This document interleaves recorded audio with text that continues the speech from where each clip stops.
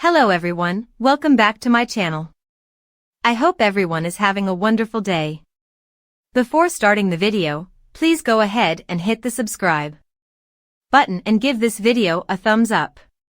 Most 90-day fiancé couples have issues, but only some have enough problems to be considered truly troubled. There is lots to learn about these duos. 90-day fiancé gives viewers an inside look into troubled relationships, although some pairs are more problematic than others. The series shows in-depth and personal footage, and the 90DF franchise is centered on relationships. There is genuine love and authentic heartbreak, sometimes within the same love stories. With some pairs breaking up after they try to make international romances work, and others overcoming every challenge, a variety of outcomes are shown on screen. This means that certain 90-day fiancé couples don't make it down the aisle, while there are 90-day fiancé couples who decide that their relationships aren't worth the amount of pressure and hardship that they bring. Other pairs realize that they are just not well suited. Couples, including 90-day fiancés Darcy Silva and Jesse Meester, were simply wrong for one another, and they are very memorable. However, duos who were more troubled ultimately faced more intense dramatic issues, which make them notable. The reality stars' problems frequently made them reconsider their own relationships.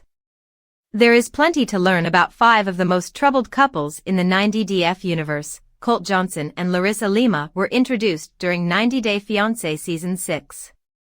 After meeting on a dating website. Larissa was originally from Brazil, but had been in Mexico at the time. Therefore, Colt traveled to meet his new girlfriend and spent 5 days getting to know her. The pair then took a trip to Rio de Janeiro, and Colt proposed while they were there, only 11 days after they met in person for the first time. Larissa moved to Las Vegas on a K-1 visa so she could be with Colt, and the pair got married in 2018. While their relationship seemed to be working, Larissa and Colt dealt with some issues, such as her epic clashes with his mother, Debbie Johnson. Ultimately, the pair's relationship was destined to fail because of Larissa's violent nature. After marrying Colt, Larissa was arrested for domestic violence 3 times. While 2 of the arrests did not result in charges, Larissa's behavior was enough to push the pair to divorce. Larissa tried to prove that Colt had been abusive to her as well, and with all the accusations, the damage to their relationship was enough to keep the 2 apart for good. Paul Stale and Karine Martins, who have one of the most chaotic relationships in the franchise, were introduced during 90 Day Fiancé, before the 90 Days Season 1. The couple was not yet engaged, but were dating internationally. Paul met Karine on a website that specifically catered to Latin women and their prospective partners. Ultimately, the 2 met in her native Brazil, after talking for some time. While the pair had to deal with a language barrier as they got to know each other, their relationship became even more difficult once they were married, and living in the United States. Paul and Karine have had an on and off relationship, and during their breakups, the 2 often chose to accuse each other of infidelity. Each claimed the other was abusive. After their marriage, Paul claimed that Karine cheated on him, potentially conceiving their children with another man. Karine consistently alleged that Paul had abused her, but ultimately retracted those claims. Paul and Karine both had restraining orders against each another by 2021.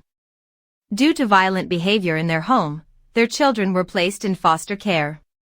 The exes still do not have legal custody of their children. Viewers met Jorge Nava and Anfisa Arkhipchenko during 90 Day Fiancé Season 4, and the couple quickly became one of the most troubled pairs in the entire franchise.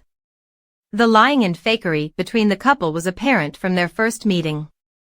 Anfisa, who was open about the fact that he was only with Jorge for his money, moved from Russia to California to be with her fiancé.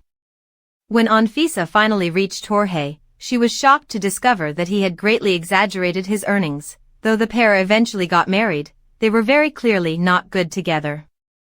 The 90 Day Fiancé couple often got into volatile fights, and at one point, Anfisa even got into a physical altercation with Jorge.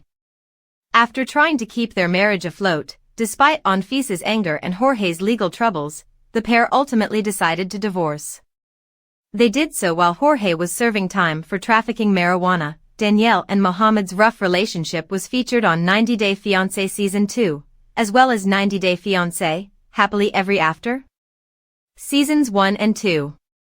The couple seemed rather intriguing at first, as Danielle, a 41-year-old woman from Ohio, very easily trusted Mohammed, a 26-year-old man from Tunisia. Mohammed moved to Ohio to meet and marry Danielle, but she quickly found out that her fiancé had been lying to her about being employed, and was simply committing identity theft for profit. Still, Danielle was excited about marrying Mohammed. Unfortunately, Danielle was in for a rude awakening when Mohammed, who made awful remarks about Danielle's hygiene and lack of interest in being intimate with her, left her quickly after the wedding, claiming he was going on a Florida vacation. Though Mohammed said he was only friends with his travel companion, Danielle quickly found out that he was lying. This is because she found photos of the two online, which seemed to prove that they were more than friends. She went to find Mohammed after he left, threatening to have him deported. Though the pair has since divorced, the two seem to still be friends. This is confusing, considering how harsh Mohammed was with Danielle. With one of the largest age gaps in 90 Day Fiancé history, Mark and Nikki Shoemaker were troubled from the very beginning of their relationship. Mark, who was in his late 50s when he met 19-year-old Nikki, fell for his future bride quickly, even though their families were both adamantly against their relationship. Mark's daughter, who was only a year older than Nikki, expressed her concerns about the relationship. However, Mark still pursued Nikki, and eventually married her. After a tumultuous relationship showcased on 90 Day Fiancé Season 3, the pair ultimately got out of the spotlight, and tried to live a quiet life following their stint on the show. The pair came back into the spotlight years later, when Mark filed for divorce from Nikki after 6 years of marriage. He claimed that Nikki had cheated on him, and though it was unclear if the rumors were true, the 90 Day Fiancé stars' relationship dissolved. That may be for the best, as their age gap was a major red flag.